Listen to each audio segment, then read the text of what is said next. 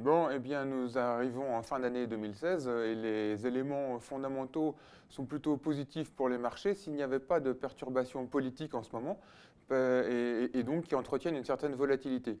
Les éléments fondamentaux sont plutôt positifs. L'économie internationale a l'air de réaccélérer légèrement, hein. On attend l'année prochaine une croissance de l'ordre de 3,7% alors qu'on aura plutôt 3% cette année, donc ça c'est plutôt positif. Et du point de vue micro, on a également une amélioration des perspectives bénéficiaires des entreprises, que ce soit en Europe ou aux États-Unis. Le tout dans un environnement de taux d'intérêt plutôt assez bas, puisqu'on attend des taux monétaires en Europe qui restent au niveau actuel, c'est-à-dire légèrement négatifs.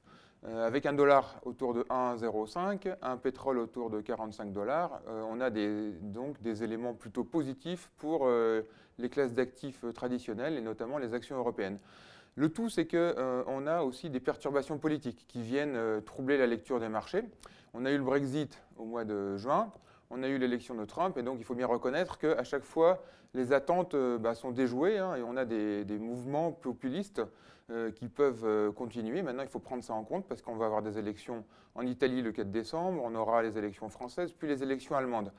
Qu'est-ce que ça signifie, ces votes populistes? Ça signifie que, d'une certaine façon, les contraintes budgétaires sont un peu lâchées, hein, les dépenses publiques montent, donc ça veut dire que, d'une certaine façon, l'inflation peut remonter, surtout aux États-Unis, parce qu'on arrive en fin de cycle, et faire une politique de relance alors qu'on est en fin de cycle, on a rarement vu ça. D'habitude, les politiques de relance, c'est quand il y a des récessions.